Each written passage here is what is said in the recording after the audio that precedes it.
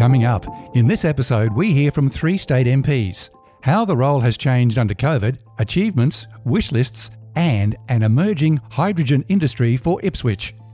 It's a longer form chat, so if you live in the state electorates of Ipswich, Bundamba or Jordan, grab a cuppa and keep listening. It's Saturday, November 27, 2021 and I'm Alan Roebuck. Welcome to Ipswich Today, which acknowledges the traditional custodians of the land on which it is produced and pays respects to elders past, present and emerging. This podcast is supported by Kinetics, people-powered web hosting trusted by Australian businesses since 1999. In a first for Ipswich Today, we bring together 3 local members who represent major population centres like Springfield, Ripley Valley, Ipswich Central and the eastern suburbs. And as the year draws quickly to a close, we catch up on the year that was and what might be on the horizon in 2022. And joining me today, Jennifer Howard, member for Ipswich. Welcome, Jennifer. Hey, Alan. Charis Mullen, member for Jordan. Welcome, Charis. Hi, Alan. Lovely to be with you. And making up the trifecta is Lance McCallum, member for Bundamba. Welcome, Lance. Thanks, Alan, and hello to all your listeners. Where should we begin? Well, I think it's pretty easy. It must be COVID and vaccinations. If I can start with you, Jennifer Howard, how much has the role of a local MP changed since COVID? Yeah, it has changed quite a lot, particularly, I was reflecting, it seems like 10 years ago, but it was really just early last year when, the pandemic first really sort of affected us here locally.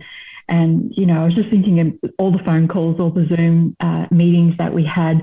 And it was really quite an anxious time. Connecting with people in the community, filled me with optimism and confidence, though, because a lot of people did take it in their stride. Obviously, we had a lot of small businesses, trying to figure out all the new... We've had so many new restrictions and new rules every day, and people have really stepped up and done an incredible job. I think the majority of people do want to do the right thing. Lance McCallum, how has it been for you? Look, Alan, there's no doubt that throughout the course of this pandemic, there's been some huge changes that we've all gone through professionally, personally, individually, and collectively. As Jen just mentioned, one of the most major and obvious changes is that we've learned to do things online or remotely. We've done a lot of Teams meetings or Zoom meetings. That's for sure. A lot of teleconferences. In terms of the role of an MP, I think that apart from assisting people through those changes, whether it is in terms of our local community or people with particular needs, whether that's business owners, whether that's people with kids at school, right through to helping the vulnerable in our community, people that might have been affected by increased anxiety, mental stress. We saw an increase in domestic violence rates as well. So trying to get the right and assistance to people when and where they need it has been a real focus of our roles, I feel, and information dissemination throughout the course of the pandemic. Well, we'll head over Springfield way. Charis Mullen, have you had similar experiences? I think so, and I think Jennifer's right. I mean, the last 2 years have been really enormous and continuing change for people. And so particularly with new rules being introduced and needing to be interpreted. So I think the role of an MP has always been part psychologist, part social worker, and I think that's really ramped up. But I think we're now also, like semi-lawyer because we're trying to interpret ourselves these, new public health directions as well. Because people do want to know what they do. They want to do the right thing, but they also want clarity and they want it quickly. And I think that's the other issue. So I know particularly in times when we've had lockdowns, I spend a lot of my time either speaking to people or responding to emails or addressing Facebook comments and just interpreting the public health direction and just providing that advice to people. And taking up a lot of those hours out of every 24. And I've seen all three of you out there all the time promoting vaccines and the clinics. So that brings additional pressures on all members. And we've got those new vaccine rules coming in on December 17. A date has been set. Now, on the surface, the rule seems to have done its job with an increase in vaccination rates. What feedback have you been getting from residents and businesses? And we'll start with you, Lance. Thanks, Alan. First of all, let me thank all of your listeners that have come out to be vaccinated to date. We've had a real uptick, as you mentioned, in our local vaccination rates here in Ipswich, which is absolutely brilliant to see. We've done such a magnificent job together throughout the course of this pandemic by looking out for each other and by following the health advice. So as we open up towards the 17th of December, taking the step to get vaccinated to protect yourself, your loved ones and your local community is frankly heroic in my view. So thank you very much to everybody that has done that, because it is our way, our safe path out of this pandemic and the continuation of the great work that we've done. The feedback that I've had has been really, really positive to date. I mean, the figures speak for themselves in terms of we're in the mid-80 first dose, where our second dose is increasing, and the vast majority of Queenslanders and a vast majority of Australians have come out to be vaccinated. Just this morning, I caught up with a craft group based out of Redbank Plaza shopping centre that has worked together to create a 3 metre tall Christmas tree that consists of hundreds of individually crocheted squares. When that project started, most of those people were strangers. They weren't known to each other. But now they're friends who catch up for a coffee and take time to go shopping together and support our local businesses. Now, none of that would have been possible without our rising vaccination rates and the good work of our local community. And the feedback that I got this morning was about how good it is to be able to have a festive season surrounded by friends and family. A few months ago, looking at the vaccination rates, it was hard to foresee that we'd be in the 80s at this time of the year. It's fantastic that it is. Charis, Mullen, what's the vibe in your area? Yeah, and I think you're right, Alan, and I think the rules are working. And certainly in my electorate, we've seen an 8% increase in 2 weeks in terms of vaccination rates. So Wow. So it's definitely working.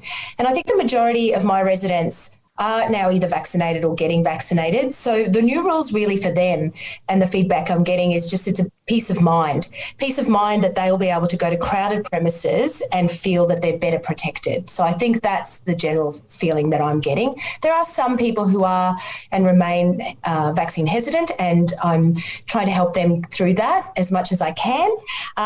Importantly, some of our local businesses, I think, are understandably concerned about the new rules and how they will be applied to them. So again, it's just about working closely with people and making sure they have all the support they need as we reach that magic date of the 17th of December. And what about in our older suburbs, Jennifer Howard? How are things travelling there? Yeah, thanks, Alan. It's this is the big one, really, isn't it? Here in Queensland, we've managed to stay, fairly safe from COVID. We haven't seen a lot of it here at all. But on December 17, we know that that's going to change. And vaccination is the only way to protect all of our amazing frontline health workers and all of our amazing small businesses. So the feedback I'm getting is, generally very positive, as Charis and Lance have both said. I think over the last 2 years, people have developed a trust in our Chief Health Officer and in the advice, and that trust is holding us in good stead, for this next big change. And it's incredibly important that people do abide by them. And there is going to be some confusion. It's coming close to Christmas. Everyone's always a little bit frayed by this time of year, even in the best of circumstances. So I just want to encourage people to really, take a breath when they're out, going to places where there are, where vaccines have to be checked and that processes have to be, gone through. And also, keep in mind that in many of these hospitality places, a lot of the workers, sometimes it's people's first jobs, in those places. And, keep in mind that the rules are in place because of because of it's the health advice, and our government has put those rules in place, and that, the people behind the counter aren't responsible for that. They're just doing their job. So, I think the check-in app, I've added my vaccine certificate to my check-in app. It's an incredibly easy process, even for someone like me. And well done. And it's going to make life a lot easier for everybody out there once you can do that. And a lot of older people, very concerned, that they don't have the technology, and they're probably very happy without it. But they, I need them to know that they can get, they can apply and get a piece of paper with their vaccine certificate on it, and we're happy to help them with that anytime. Good point about the Check-in Queensland app, because yes, I added the green tick to the front screen, and it literally was less than 60 seconds. If you're already pre-registered on MyGov, etc. No, good point. It's also been a big year in Parliament. One of the major pieces of legislation was voluntary assisted dying, which passed with a conscience vote.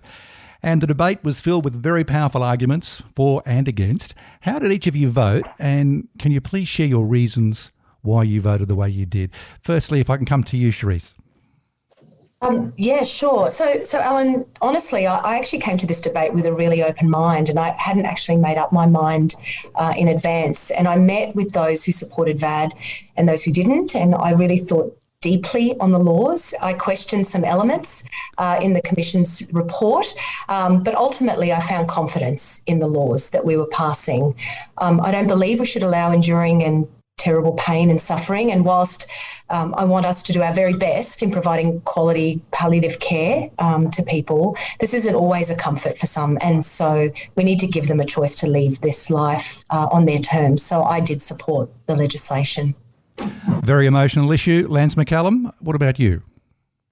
Alan, I supported this legislation. I was always very clear and public that like a majority of our local community and indeed Queenslanders more broadly, I supported this very important piece of legislation. I think it's really important to point out that the laws is not about not life and death. It's a choice for those who are dying in terrible suffering and wish to have more control over the time and circumstance of their death. And should the best palliative care not be enough, for me, it should not be illegal for those who are faced with the reality of debilitating and painful terminal illness to choose to maintain their dignity at the end of life. So for me, these laws were all about choice and giving people autonomy to make their own decisions at the end of life. And most importantly, they're about compassion in the face of terrible suffering. So I was really, really proud to support these laws. Jennifer Howard, how did you vote and why? I did vote for the legislation. I was very cognizant, though, we knew it was coming. There was a really in-depth and sort of long-ranging inquiry done by our amazing Parliamentary Health Committee right across Queensland. I read everything. I read the submissions. And like Charis, I met with people who were opposed to it. I wanted to hear their views, and I, to this day, respect those views. After all, death is something that is, I think it's an incredibly serious issue. I'm sure everyone does. And I didn't take it lightly for a moment. But at the end of the day, we're members of Parliament and we're elected to represent what's best for the community. And weighing up everything that I saw and read, there was really no doubt in my mind that I needed to support this legislation.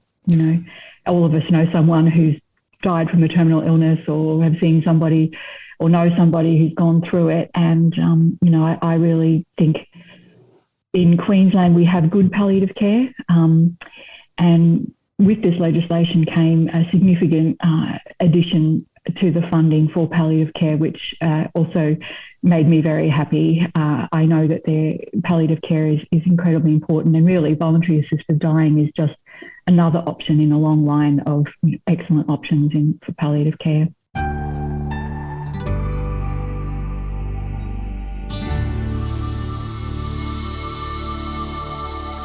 I'll go to my next question now, hopefully lighten the subject matter a little. It's a bit of a free kick for you guys. What about one other parliamentary highlight for the year? Lance McCallum. As you say, it's a free kick, and there's a lot of things to kick because there's so much. But for me, it would be our record budget, which has been a record budget for Ipswich.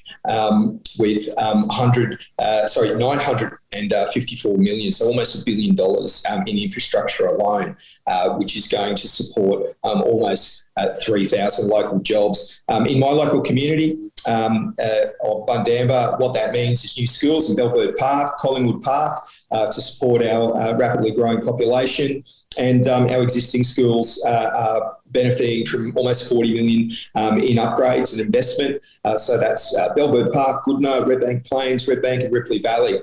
We've also got a $38 million upgrade to Bundamba train station, which is the first major upgrade that train station has ever had. So I'm really, really proud to see that. That'll be a full disability upgrade. For those that know Bundamba station, they'll know that it's on a sloping block there. So getting lifts in so that it's wheelchair accessible will be, or easier, will be really great.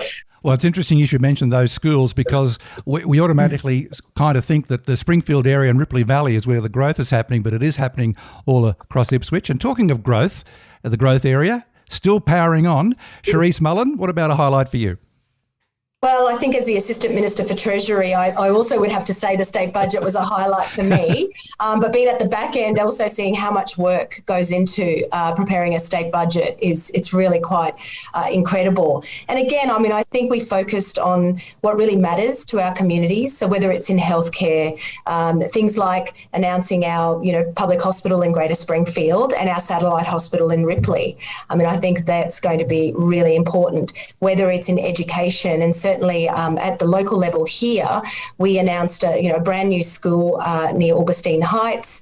We announced a new school for Belbird Park, and we announced a brand new secondary school in the Greater Springfield area as well, which is now going to be a senior campus of Springfield Central State High School, which is really exciting as well.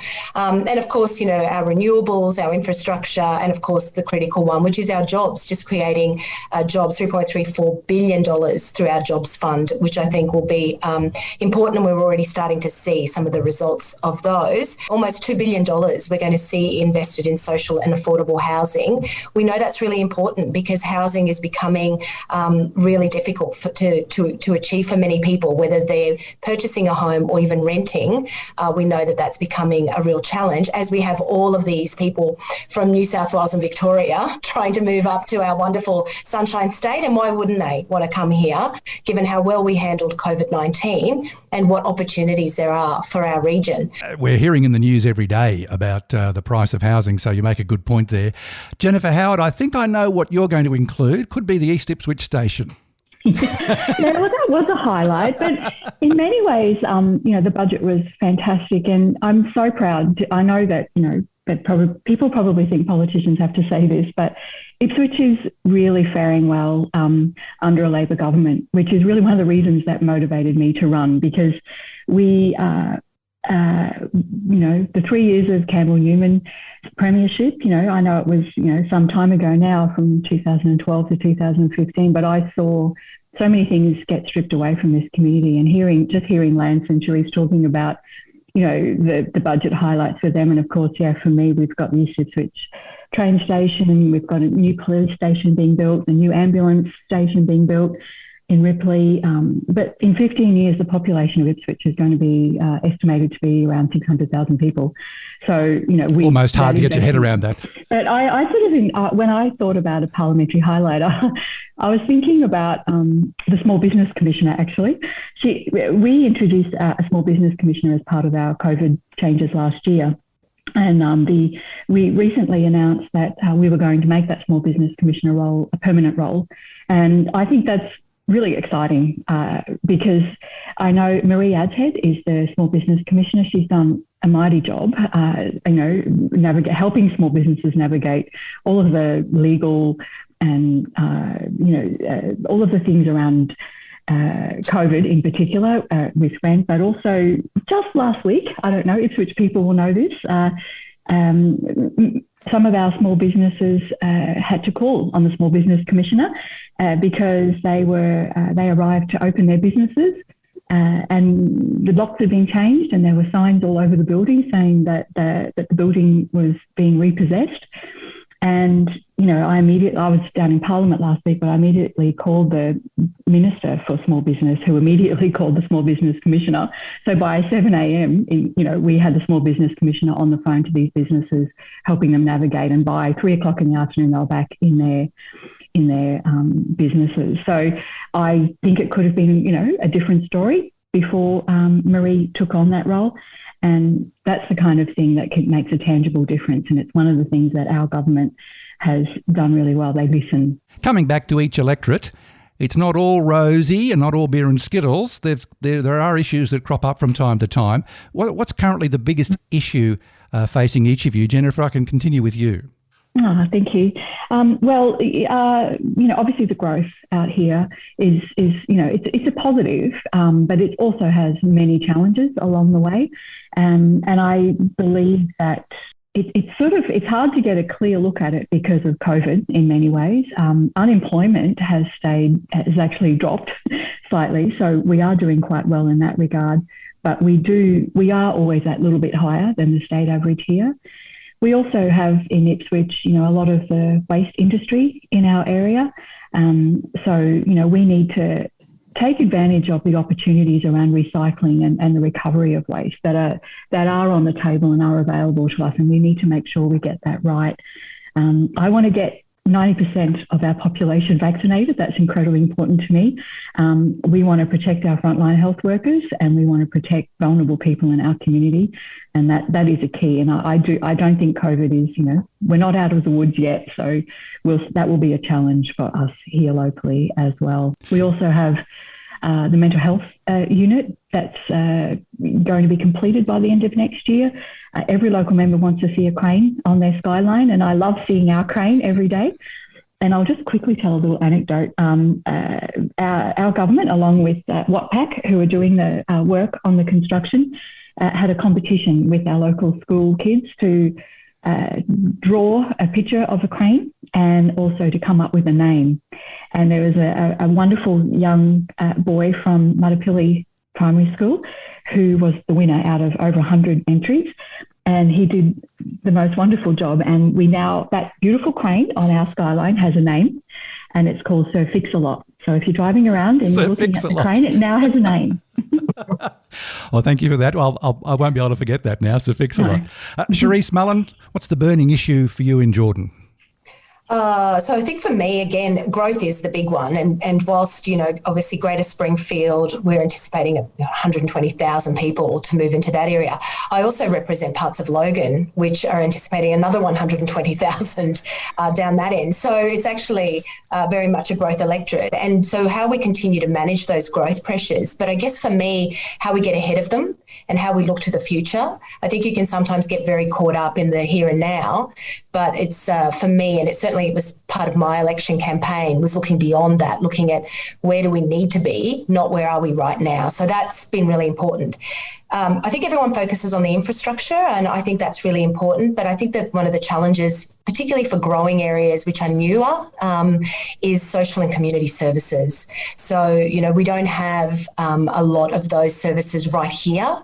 A lot of them are based in Ipswich and they do outreach into our areas. So I do find that quite challenging. I created a group when I got elected called Greater Springfield Regional Connect, which is about connecting all those services together, our schools, our charities, our government services, so that we could actually look at it all together and make sure that we were all working in unison in terms of what services could be provided. And I'm really proud of that group, and we've done some fantastic work already. But the issues that I know are still prevalent in our community, and because we just don't always have those safety nets, and things like domestic and family violence, Youth disengagement can be a really big issue. Mental health, I think Jen is right. That is a really big issue for us. And of course, finding housing for people. So I think for me, getting those community services funded and up and going into some of our growing areas, I think is actually one of the most critical things we can do to make sure that our communities thrive in places like Ipswich. Lance McCallum, Bundamba is an electorate with well-established areas and new developments, as you highlighted earlier. What's the biggest issue for you? Look, first and foremost, the immediate priority, Alan, is to be safe as we open up. So everyone, please, if you're listening and you can be vaccinated and you haven't been yet, please consider doing so. If you've got any hesitations, any questions, please contact myself, Jen or Charis. I'm sure any of us would be willing to help. Definitely growth. I'll complete the trifecta on that. Whether it's from out the back of Redbank Plains through to the Ripley Valley, there is just, and beyond either side, there's an incredible amount of growth.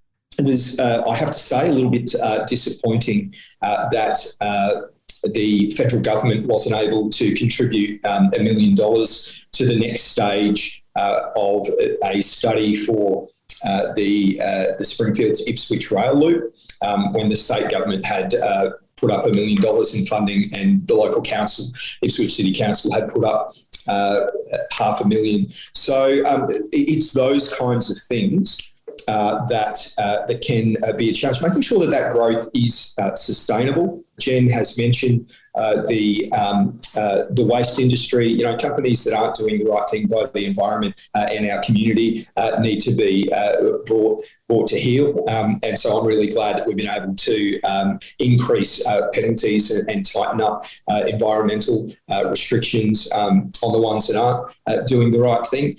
So finally, probably a priority issue, which is really an opportunity, it's a very positive one, is the Olympics in 2032 are going to be here. But before we know it. So we really need to plan now, and we really need to put our best foot forward as a city, as a local community, and make sure that we're really going to see the best benefit that we can out of this incredible opportunity that we've got coming.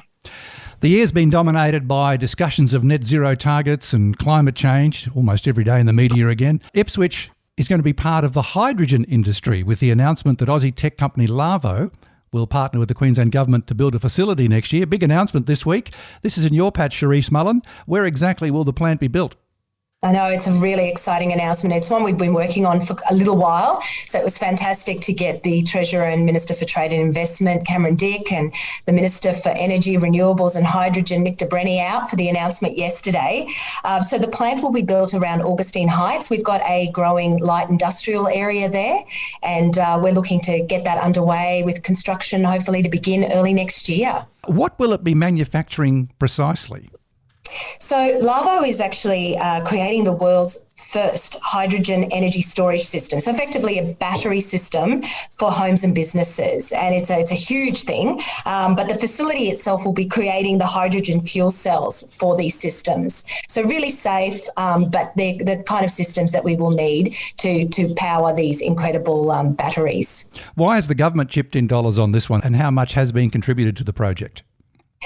So the overall project for the facility is $15 million. That's the cost of the project. And we obviously want to develop a competitive hydrogen industry right here in Queensland. I mean, everyone is talking hydrogen, and we want to be right at the front and forefront of that. It is the future. And by supporting innovation and like this, but also unlocking some of that private investment, I think is really smart. And I think it's the way we need to be doing it. In terms of the funding agreement, well, obviously I can't talk about that because it is confidential in nature, but I'm thrilled that Lavo is coming to our community. It's going to create 200 construction jobs just in building the facility, another close to 170 manufacturing jobs, and then we're also in discussions with Lavo about some further work as well that we might look at in the community. So potentially up to 500 jobs created in the hydrogen industry here. Lance McCallum, in your role as Assistant Minister for Hydrogen Development, what does the future hold for Ipswich, but more broadly Queensland? Look, Alan, what renewable hydrogen means for Ipswich in Queensland is more jobs in more industries. In addition to the Lavo manufacturing facility in Springfield, in this year's budget, we announced a $1.5 million commitment for a feasibility study for Swanbank Power Station in my patch to look at blending renewable hydrogen into the existing gas-fired power station, which will obviously help reduce its emissions. We're also looking at building a solar farm on site, an industrial size, a renewable hydrogen refueling facility there. So this is an incredible opportunity for our local community and indeed for the rest of Queensland. When you consider that a little over 2 years ago, we launched the Queensland Hydrogen Strategy, and with that was a $15 million commitment for some pilot projects. Fast forward to today, and we've got well over 30 projects, a $2 billion renewable energy and hydrogen jobs fund, and over $25 million for a hydrogen industry development fund, and $145 million for Queensland renewable energy zones. Just yesterday, there was a national report which found that Queensland has had the biggest decrease in electricity prices across the nation, which is due to our investment in renewables, bringing down power prices. And that's going to continue for the next 3 years. So we've got the cheapest power prices thanks to our commitment to renewable energy, and renewable energy that's used to split water, hydrogen and oxygen, and you capture that oxygen gas and then you can transport it. It's just incredible. We've got other domestic applications here in Queensland for transport. We've got 5 hydrogen fuel cell cars that have joined our Queensland government fleet. And we've also got a blending project where we're blending renewable hydrogen in with the domestic gas supply to homes and businesses up in Gladstone. So there's heaps happening. And that's where we'll wrap up this first Zoom conference call with Jennifer Howard, Charis Mullen and Lance McCallum. Thank you for joining Ipswich Today. Thanks, Alan. Thanks so much. Bye, Alan. Thanks very much, Alan, and thank you to your listeners.